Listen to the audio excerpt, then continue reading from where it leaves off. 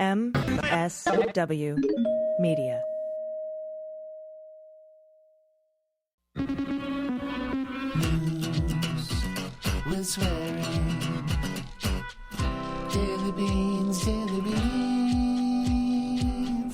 Daily beans, daily beans. Hello and welcome to the Daily Beans for Thursday, January 22nd, 2026. Today, Jack Smith will testify publicly before Congress at 10 a.m. Eastern. The House Oversight Committee has voted to hold the Clintons in contempt for refusing to testify about the Epstein files. Taco Trump backpedals on his tariffs over Greenland after the EU halts the approval of a U.S. trade deal. The Pentagon has ordered more soldiers to prepare for deployment to Minnesota.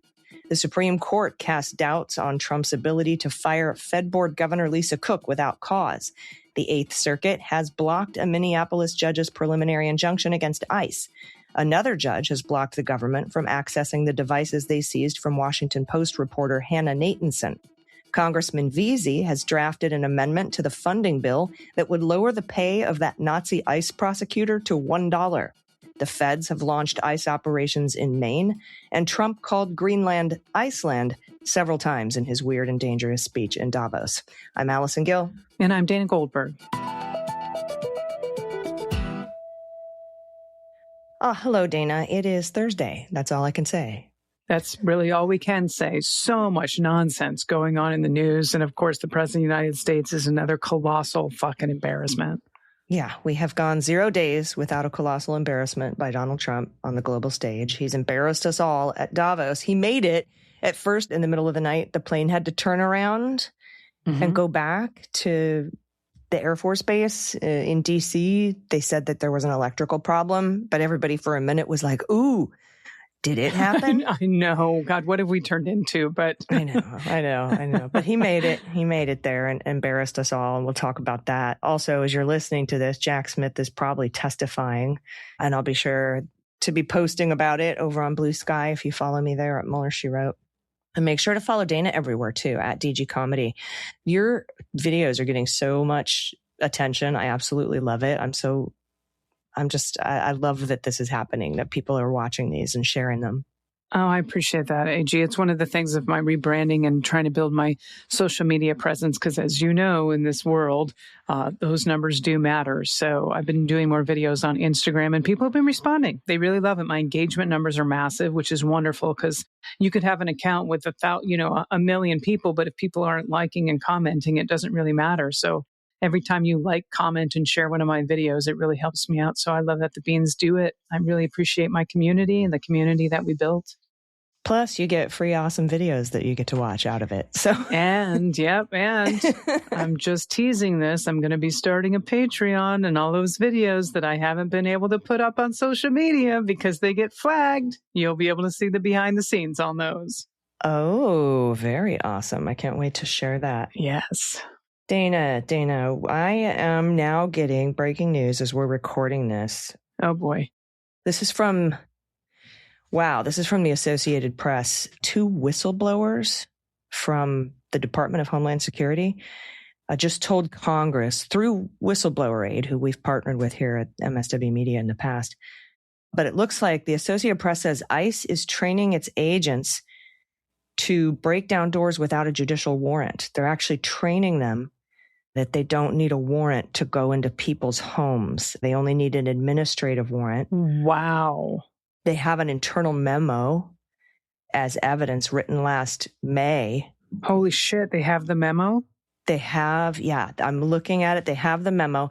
The memo cites no legal authority, but refers to a secret Office of General Counsel opinion written by Trump's DHS Office of General Counsel, his hand-selected one that he installed when he got there. And apparently the people who train ICE agents were instructed to teach this to the new ICE recruits without distributing any documents, so as not to leave a paper trail, right, to cover it up.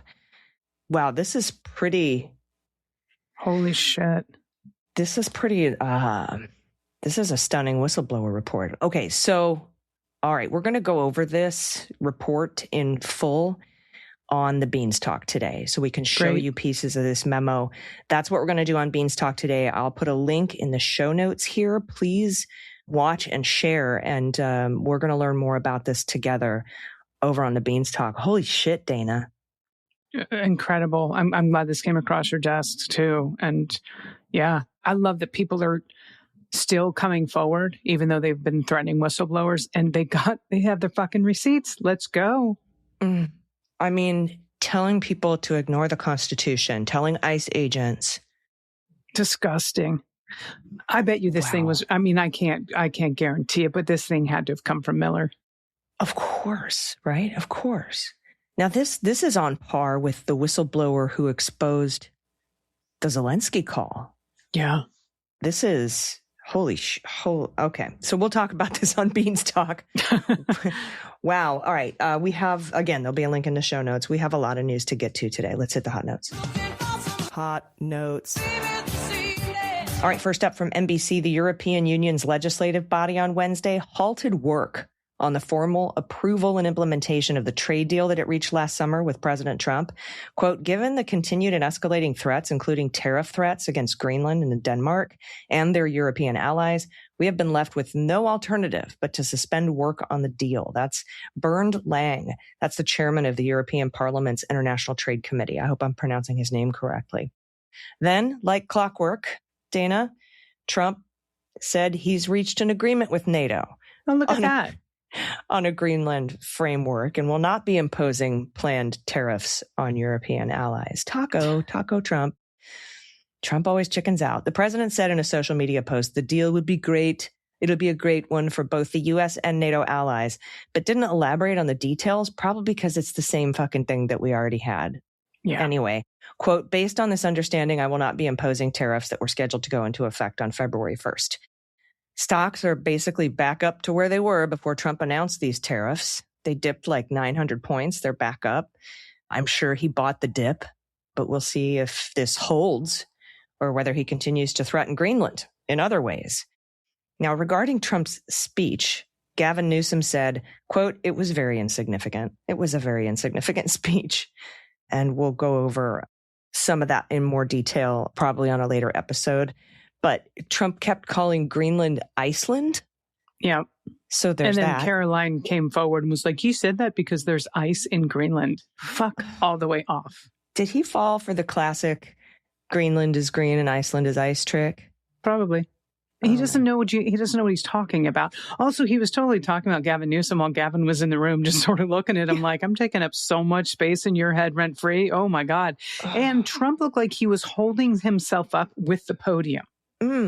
Yeah, and he said they think I'm a dictator. Maybe I'm a dictator. Like, They just say they need a dictator. Some people say they want a dictator. Not in this situation, but okay. We're going to keep so moving embarrassing. on. It is. This is from Reuters. And just as we expected, the conservative 8th U.S. Circuit Court of Appeals has paused the lower court's order on Wednesday that had restrained federal immigration agents' use of force against peaceful protesters. Some protesters against U.S. President Donald Trump's surges in immigration enforcement in the Minneapolis area, they sued his administration in December, saying their constitutional rights were being infringed. Well, last Friday, U.S. District Judge Kate Menendez in Minnesota had ordered that the U.S. immigration agents deployed en masse to Minneapolis be temporarily restricted to use tear gas and other tactics against peaceful demonstrators and observers while the lawsuit proceeds. Apparently, that has been overturned right now. Yeah, she restricted them from using tear gas and other tactical chemical agents against protesters. There was a lot in that order. And, you and I had talked about this. I said the 8th Circuit is really conservative. 10 of the 11 judges are Republican appointed, 4 are Trump appointees. Yeah. And I kind of think that's one of the reasons Trump and Stephen Miller have selected Minneapolis to do this and to escalate, is because it's a blue state, a blue governor, a blue mayor, right? So they are going to oppose this, which could help them invoke the Insurrection Act, but it's in a very conservative circuit. It's kind of one of the only cities that meets those criteria. So I'm sure there are more, but, I think that's why they chose it. Also, as expected, you and I talked about this, Judge Engelmeyer denied Ro Khanna and Massey's letter motion for a special master. So remember I said, I'm not sure Judge Engelmeyer has jurisdiction or authority over the entire Epstein files, just the files before him in the Maxwell case. Right. And Engelmeyer said, he had asked the government to talk about whether he has jurisdiction or not. Of course, the DOJ came back and said, no court can do this. No court can have authority over the entirety of the Epstein files. No court can enforce the law that we fucking passed and the president signed. It's unbelievable. And Engelmeyer's like, no, that's not true. But in this case, I'm only presiding over the Maxwell grand jury materials pursuant to the act, so I can't really enforce the whole rest of the act. So kind of saw that coming, but that was Engelmeyer's decision. Yeah, this one was also expected, to be honest. It's from Politico. The Supreme Court on Wednesday appeared deeply skeptical of Trump's claims that he can abruptly fire Federal Reserve Board member Lisa Cook for alleged misconduct without giving her a forum to contest the allegations. Several justices underscored the historical significance of the Fed's independence from presidential control, and it pressed Trump's Solicitor General D. John Sauer about his claim that removing Cook from her position required urgent action rather than a review of unproven mortgage fraud allegations leveled by Trump and his housing czar. Now, Justice Samuel Alito questioned the hurried manner with which the litigation has proceeded without a substantive review of fraud allegations, which is a little surprising that's coming from him. So no court has ever explored those facts. This is what he said, describing the circumstances surrounding Trump's attempt to fire Cook as handled in a very cursory manner. Now, that stood in stark contrast to the way the justices have treated a long list of efforts by Trump to assert unilateral authority over federal agencies and boards long considered to be independent of presidential control. The High Court has repeatedly blessed Trump's moves and allowed them to take effect while litigation was underway. Now, there's no deadline or timetable for a ruling on this case, although Cook is likely to remain on the job in the meantime. So she's not going anywhere until they figure this out. Yeah. And, the billionaires who put these oligarchs on the Supreme Court don't want a Fed Reserve that's, they're thinking ahead. Like if we get a Democratic president and the Democratic president has control to just yank people off the Federal Reserve and put in their own people. So the oligarchs don't want that. And so that's why the Supreme Court is like, oh, yeah, you can fire National Labor Relations Board people, Merit Systems Protection Board people, Consumer Financial Protection Bureau people, other members of multi-member boards, but not the Fed, right? Because their super rich benefactors have said no. Yeah. That's what I think, at least. I don't have any proof of that, but I mean, come on. Next up from the Post, the Department of Homeland Security announced Wednesday that immigration agents had launched Operation Catch of the Day in Maine, the latest state to be targeted as part of the Trump administration's sweeping deportation push. Talk about dehumanizing language. Operation Catch of the Day. Assholes. Even as Immigration and Customs Enforcement starts to surge officers there, federal officials are hoping to avoid a repeat of the widespread resistance that ICE's heavy presence has triggered in Minneapolis. Are they? Do they? Do they hope to avoid widespread resistance? Seems to me like they want it. Yeah. Now, Carl Scheelein, Lewiston's mayor, condemned the latest ICE action. Quote, these masked men with no regard for the rule of law are causing long-term damage to our state and to our country. That's what he said in a statement Wednesday.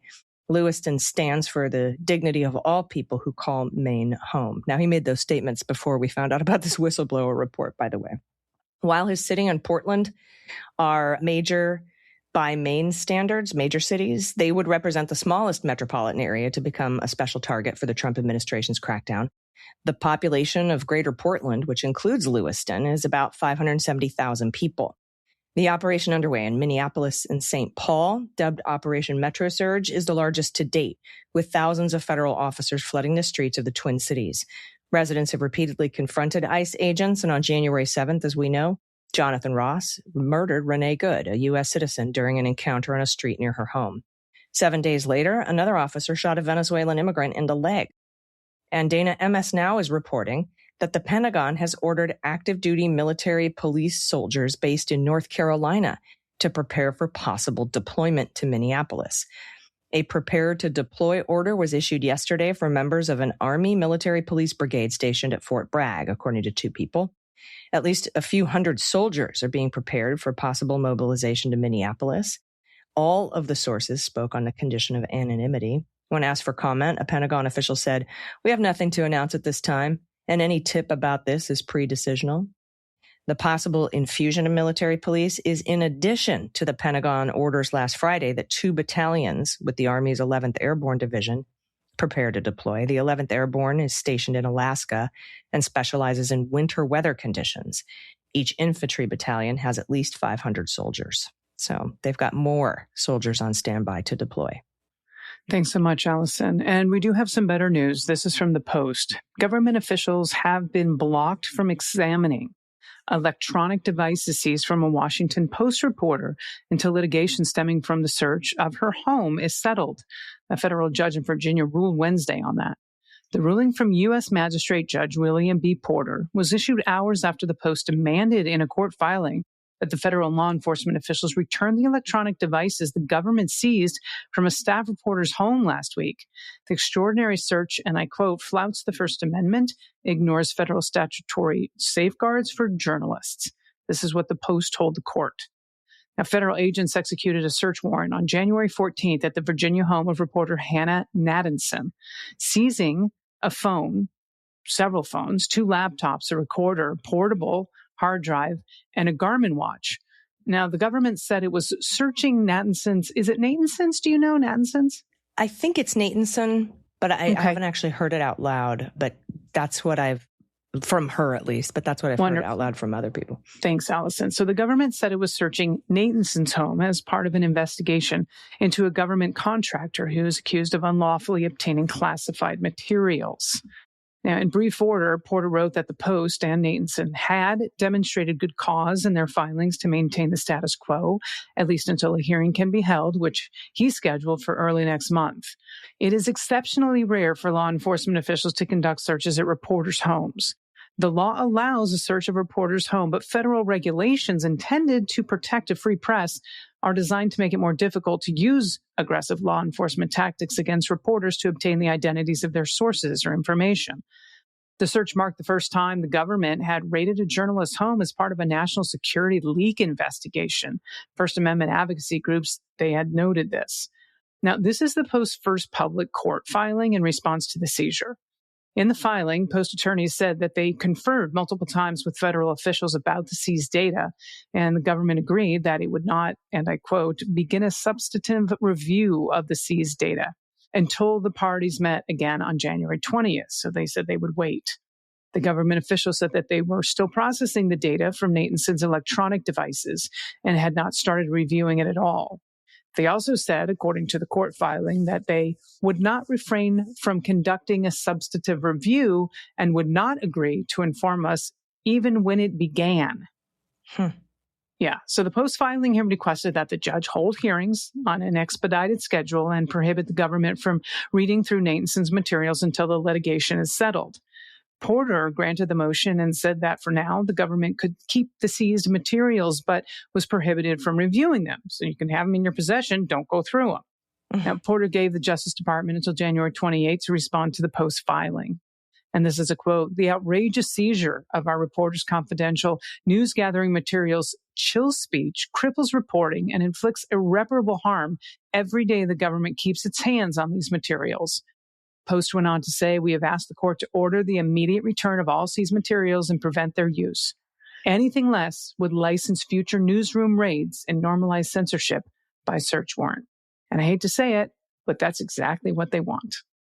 Yeah. And now it has me thinking, do I need to power down my computer when I'm done with work? Do you know what I mean? Like, I do. Does that help secure it? You know, I don't know. I have no idea. I would think not. I mean, you got to have anyway, I don't know. It's password protected, like my phone, like, you know, how you turn your phone off and they have a hard time getting into your phone, but I feel like they could still get in. I don't know. But it's frightening because Natanson was like all my Slack channel chats, my notes, my emails, everything was open. All my portals were open.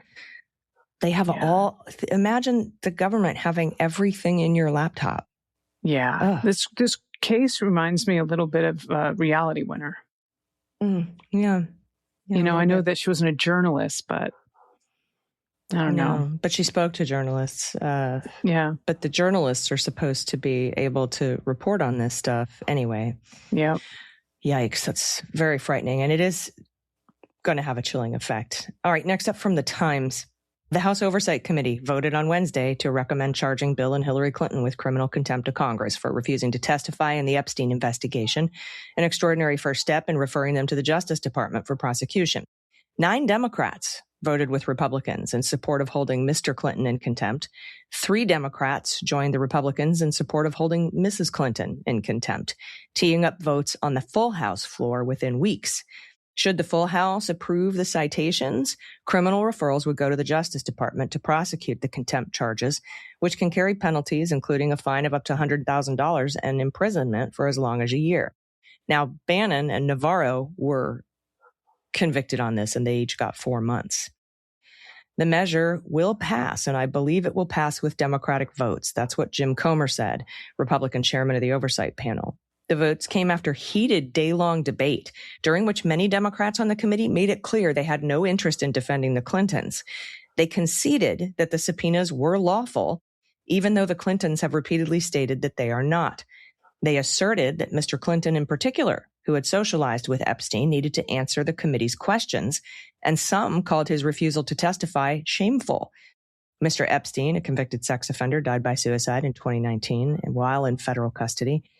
But on the other hand, many Democrats argued that given the Clintons' effort to cooperate with the investigation, including an offer by Mr. Clinton to be interviewed under oath by Comer, and their submission of sworn statements laying out what they would say in their testimony, the criminal contempt referrals were inappropriate. That's what some Democrats said, particularly for a former president. I don't like that particularly for a former president part. I don't care who the fuck you are. Yeah, agreed. But that's the argument here, right? Like, Jim Jordan, when he defied his subpoena, he didn't hand over written statements. He didn't offer behind closed doors testimony or deposition. He didn't offer any of that. He just told him to fuck off. So what a lot of these Democrats are arguing is that they're making an effort, right? Yeah, and I wouldn't I wouldn't go talk to them behind a closed door session. Put me under oath. At least that's what he's saying. Mm-hmm. Yeah, but Comer's like, nope, you have to do it my way or we're going to hold you in contempt. Some bullshit. Democrats also repeatedly accused Republicans of applying a double standard in the Epstein inquiry, selectively enforcing subpoenas against Democrats while letting Trump and Attorney General Pam Bondi off the hook for failing to release the Epstein files. Quote, I'll hold anyone in contempt that will not give us information. That's Rashida Tlaib, Democrat of Michigan, who voted for the resolutions. But shame on us for not forcing Bondi before this committee. Representative Summer Lee, Democrat of Pennsylvania, proposed a failed amendment to hold Bondi in contempt for releasing only, less than 1% of the Epstein files. That tanked. The Republicans wouldn't vote for that.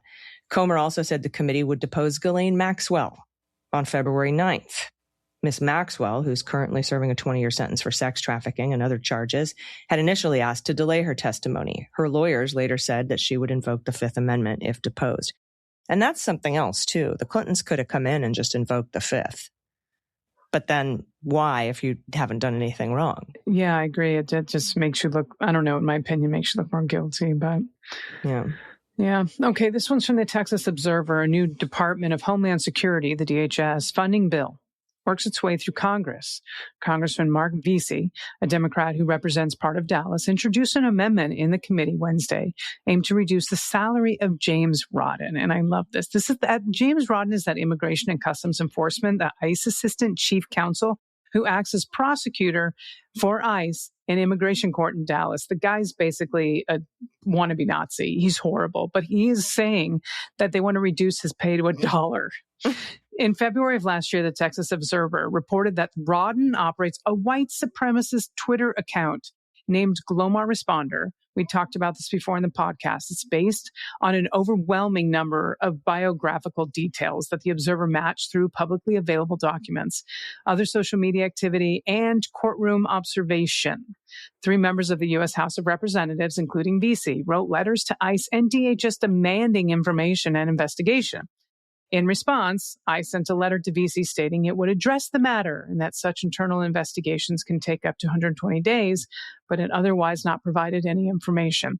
Now, do you remember, and I don't know if this is in the story, but that reporter went into court basically, and the guy was just, he was at the desk. He was on a case. And they were like, what the fuck? Now, Veasey's amendment came a week after the Observer reported, yep, this is it, that Rodden, who was apparently pulled from federal immigration court schedules, followed the Observer's reporting last February, had returned to immigration court in Dallas. Yeah, they got That's pictures what of it was him walking from. down the hall. Yeah. Yeah. And I quote, Rodden's statements are disgusting and they are dangerous. And regardless of if you are a Democrat or a Republican, they should be disqualifying for anyone entrusted with power in the United States government. That's what Veasey said during Wednesday's House Rules Committee hearing. He said if Congress does nothing, if the committee does nothing, then we're sending the message that this type of behavior is tolerable, that accountability is optional, and that white supremacy can continue to be subsidized with taxpayer dollars. It's being done. So I love that idea. I don't think it'll make it into the bill, but I'm glad that Veasey proposed the amendment anyway to the DHS appropriations bill. All right, everybody, we have a lot of good news that we have to get to, but we have to take a quick break. Stick around. We'll be right back. After these messages, we'll be right back.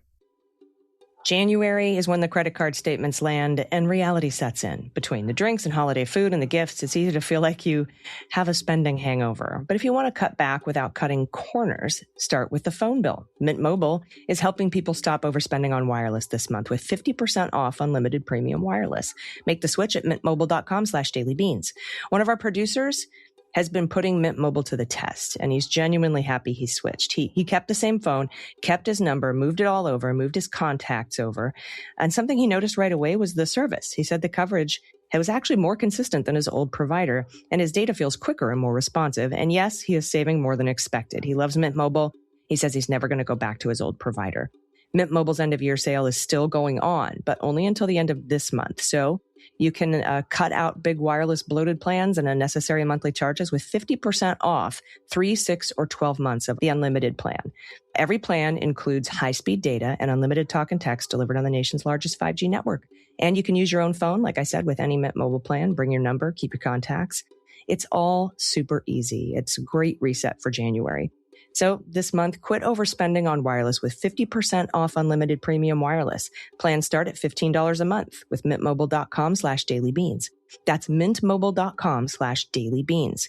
Limited time offer, upfront payment of $45 for 3 months, $90 for 6 months, $180 for 12-month plan required, $15 a month equivalent. Taxes and fees extra, initial plan term only. More than 50 gigabytes may slow when network is busy. Capable device required. Availability, speed, and coverage varies. See mintmobile.com for details. Everybody, welcome back. It's time for the good news. Who likes good news? Everyone? Then good news, everyone!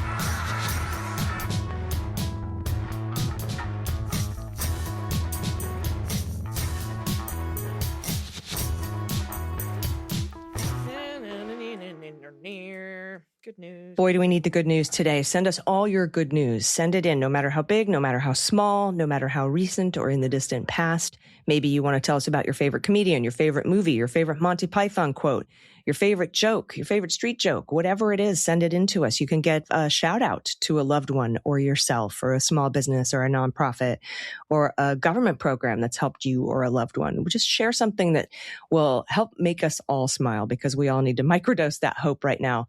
You can send it to us at dailybeanspod.com and click on contact along with your good trouble recommendations. We've gotten so many really good trouble recommendations from listeners. And all you got to do to get your submission read on the air is pay your pod pet tariff, which at this point means attach a photo of anything, really, literally anything.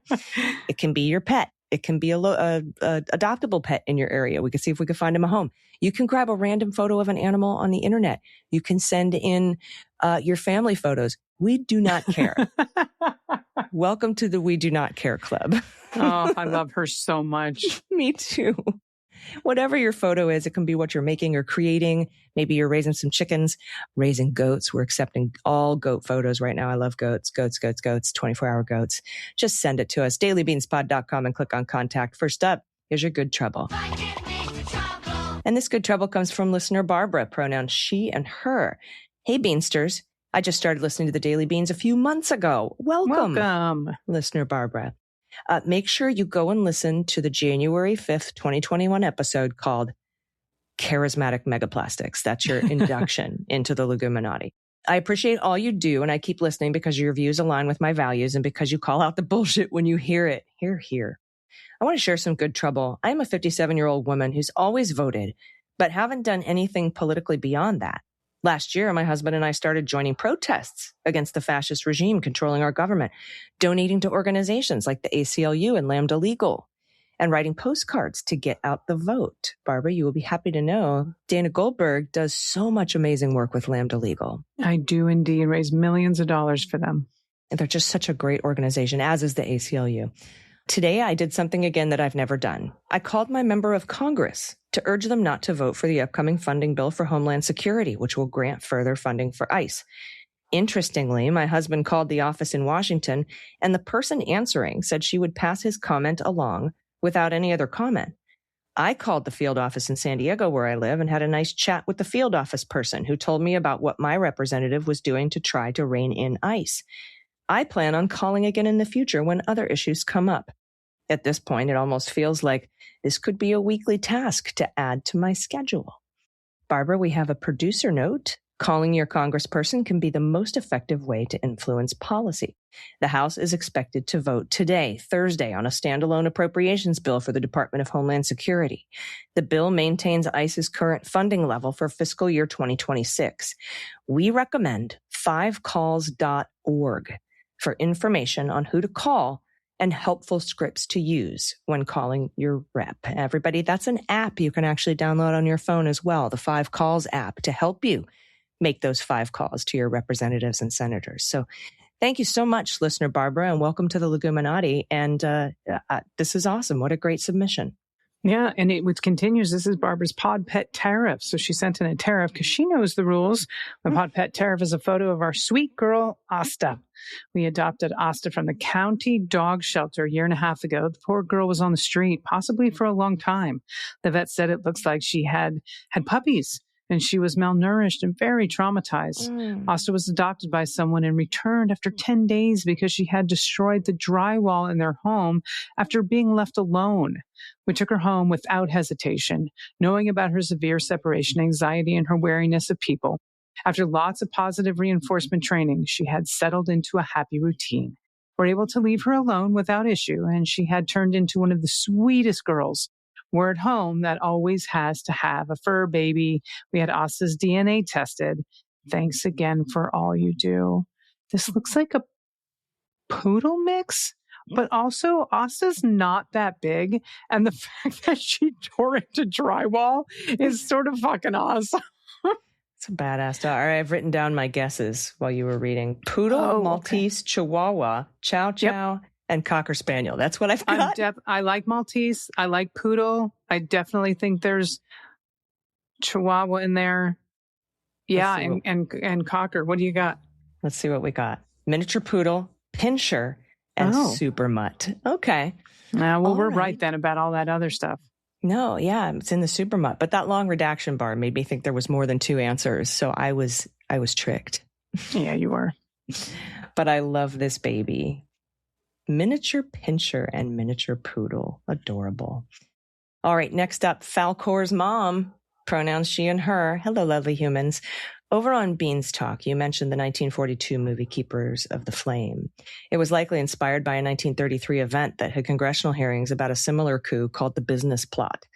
Quote, the Business Plot, also called the Wall Street Putsch, is that how you say it, Putsch? And the White House Putsch was a political conspiracy in 1933 in the United States to overthrow the government of President Franklin D. Roosevelt and install Smedley Butler as dictator. Butler, a retired Marine Corps Major General, testified under oath that wealthy businessmen were plotting to create a fascist veterans organization with him as its leader and use it in a coup d'etat to overthrow Roosevelt. In 1934, Butler testified under oath before the United States House of Representatives Special Committee on Un-American Activities, the McCormick-Dickstein Committee. On these revelations, you can read all about it at the link in the show notes. For my tariff, a picture of my daughter's favorite animal. The otter. Dana's They're- also... They're the best. They're the best. If I could, I would forego puppies and get an otter. They're Two of so them. good. 2 of them. And their eyes are on the side of their heads. It's just extra cute. Oh, God, they hold hands at night so they don't drift away from each other in the ocean. It's fucking awesome. These They're guys awesome. they're holding hands. All right. This is from Christina, pronouns she and her. Just writing to submit a few photos of some spectacular Aurora Australis activity. It's Aurora Borealis. We've had this week courtesy of the largest solar storm to hit us in about 20 years. To paraphrase Samwise Gamgee, there's still some good in the world and it's worth fighting for it. These photos are awesome. Christina, these are great. Thank you for sharing. I wonder where you are. Is Aurora Australis mean it's in the southern hemisphere? Australia? Yeah. Is that why it's not called Aurora Borealis? Let's see. Well, now I have to look all this up. Someone's going to write in and be like, Dana, if it's in Australia, it's Australis. Yeah, probably. Christina, I'm jealous. Aurora Borealis, key difference. Yes, I will accept your cookies. Northern lights, Australis are the southern lights occurring in the southern There you go. hemisphere. I just learned something new. Australia, New Zealand, Antarctica, and parts of southern South America. Thank you for teaching me, my dear Allison. And thank you for that submission. Yeah. Christina. I'll just guess. I was guessing right along with you. There you All go. right. Next up from Kelly, pronouns she and her. We're very northern hemisphere ecocentric, aren't we? We're very everything is borealis for us. Greetings, goddesses of the gooms, from Kelly, pronouns she and her. This is a shout out with goats. I spent my birthday weekend out in Western Massachusetts with my old college bestie on their farm. When I plopped myself down at the kitchen table, my friend said, "Don't step on the goats." I said, "Ha ha," and looked down. Dana, Allison, you might want to sit down for this. There were baby goats in diapers Stop it directly right now. below my seat. Stop it. Oh, baby goats in diapers. The 2 were born early and were having trouble eating, so into the kitchen they came. Guess what their farm, Finicky Farm, has in abundance? Goats and sheep. They rent the flurd out for grazing under solar arrays or wherever you need, and everything is humane, organic, and cozy. It's been a dream of theirs for the 30 years we've been friends to have their own farm, and I'm so proud of them. Pics for you both. And anybody in New England who needs their lawns mowed by delightful, friendly goats or just wants a whole lot of goat pictures, check out finicky.farm for goat cuteness overload. Look at these goats in diapers. Look at the goats in diapers. Okay, Oh Kelly. my So God. out here near San Diego in a town called Santee, there are people with herds of goats and sheep where you can bring your herding dog, like your Aussie or your German Shepherd or your Great Pyrenees, to go out and herd their sheep for like $50 an hour or whatever. That's fun. So I'm wondering if they allow herding dogs to come and herd their goats once they're out of diapers, obviously, but adorable. Yeah, that seems mean if they're not. All right, this is from Anonymous, pronouns she and her. Hello, Queenie Beanies. Just wanted to wish Allison a very happy birthday. Thank you both for the work you're doing to keep us all sane in the upside-down world we find ourselves in. For my pod pet tax, here's a pic of a beautiful gray heron I saw recently on a walk around our community lake. It looks so serene, and I was thrilled to get so close. Also, a pic of my senior kitty, Bella, is one of her favorite baskets. She thinks she's hiding. The only thing she's hiding is her big, bad kitty behavior. Oh my God, she's cute, though. I had a cat named Kevin that sucked at hiding. Like he would be like half under the blanket and he would for reals think that you couldn't see him. It cracked me up. You know when your cats like think they're hiding, but they aren't. Thank you for that beautiful heron, by the way. That's gorgeous. Next up, Maddie B, pronouns she and her. Hello, dear beans. My name is Maddie, she, her. I'm a senior double major in political science and religious studies at a very small liberal arts school in West Virginia. One of my dear friends and religion professor recommended your show to help me survive studying for my comprehensive exams, and it truly carried me through. We're getting recommendations by professors, college professors. I love it. I feel unworthy. I wasn't sure what to write, but I kept thinking about a small monstrosity I encountered several months ago while organizing a campus protest. The dean of students called me with threats, insisted I remove the school's name from the flyers, and sent campus security to take them down. Being a fan of good trouble, once I noticed the 3 original flyers had been removed, my sidekick and I printed 200 more and posted them on every lamppost, bulletin board, and stop sign in our tiny campus town. The protest was generously hosted by Bethany Memorial Church, and the administration's backlash worked spectacularly against them. Yeah, that's the Streisand effect, right? We had about 60 participants, huge for our tiny campus. I was later falsely labeled a dangerous felon by a member of the board of trustees, but democracy and freedom do tend to bother men like that. For my pod pet tariff, I've attached a photo of my exceptionally large blank attending a protest. This is a dog, by the way. I know this I one. want to share that I passed my comprehensive exams, something you unknowingly helped me accomplish. And afterward, I Nice. proposed to my wonderful partner, Emily. This is awesome. Thank you for helping me get through some very dark, very stressful, and ultimately transformative times with deep gratitude, Maddie. Maddie, I am grateful for you and your partner for supporting you through those comprehensive exams. And this looks like a very large pug. Pug. And I love that there's a picture that says Trump equals public enemy. Trump is public enemy. He is. Oh my God. Look at the pug. beautiful photo of you proposing to your now fiance. Oh man.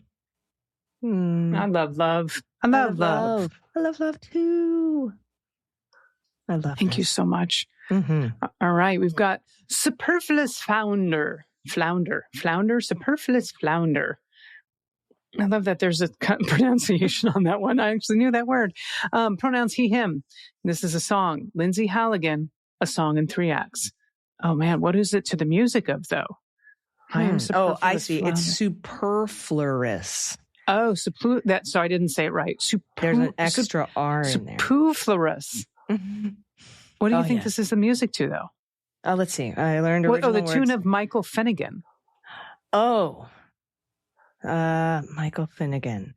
Last name Lindsay Halligan. Thought you could practice flying. I don't know the tune. I should. I know all the I don't Irish music, either. but I don't know the tune to this. All right. Well, then this is not going to catch as much power as it should.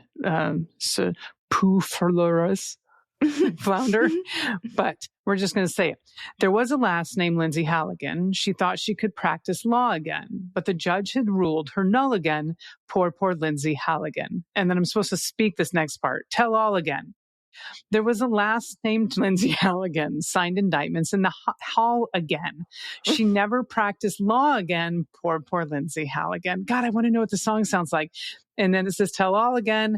There was a last named Lindsay Halligan who thought with Trump she could play ball again. Screwed it up and he won't call again. Poor Lindsay Halligan. Here you either stop or you speak, tell it all again, and repeat all the verses endlessly. I see. I wish I knew Now the I wanna song. look this Now, if up. it was like Finnegan's Wake, I know. I know that one. There was the last name. Lindsay Halligan. For my tax, I'm introducing a self-portrait of the superfluous flounder. You can Okay, learn hold more on. about this being There's a video. at flounder.com/graycat.htm. I like this flounder. I like it. Are you looking up the tune? There's a video with the song, but I'm afraid it's going to play into my microphone. Hold on, let me mute real quick. All right, while she's doing that, I just want to thank everybody for submitting your good news. I think she's learning Michael Finnegan, the tune, from our producer's link that was provided, or maybe the person provided that. Maybe Superfluous provided that. So Okay, I think I got it. I can see Dana's like bopping her head. What do you got? Yeah, I got. Okay, here we go. There was a last name Lindsay Halligan. She thought she could practice law again, but the judge had ruled her null again. Poor Lindsay Halligan. That's what. Now I get it. Yep. It is There a child's. was It seems to be a last name child Lindsay show. Halligan signed indictments in the hall again. She Yep. may never practice law again. Poor Poor Lindsay Halligan. Halligan. Tell it Wonderful. all again. Oh, Yeah. There was a last name Lindsay Halligan who thought Trump she could play a ball again. Screwed it up and he won't call again. Poor Lindsay Halligan. There we go. Thank you so much, superfluous Flounder. Superfluous. Flurist. Yeah, it's tongue twisted since you've been saying superfluous your whole life, right? I know, I do. My tongue is twisted.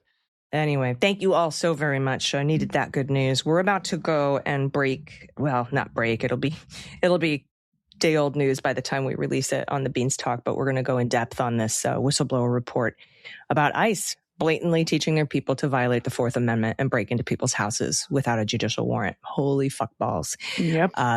And we're going to need all of your good news for tomorrow to pull us out of this insanity. So send it to us at dailybeanspod.com and click on contact. Do you have any final thoughts, my friend? Nope. Let's get out of here. All right, everybody. We'll see you over on Beanstalk. Until then, please take care of yourselves, take care of each other, take care of the planet, take care of your mental health, and take care of your family. I've been AG. I've been DG. And them's the beans. The Daily Beans is written and executive produced by Allison Gill with additional research and reporting by Dana Goldberg. Sound design and editing is by Desiree McFarlane, with art and web design by Joelle Reeder with Moxie Design Studios. Music for The Daily Beans is written and performed by They Might Be Giants, and the show is a proud member of the MSW Media Network, a collection of creator-owned podcasts dedicated to news, politics, and justice. For more information, please visit mswmedia.com. MSW Media.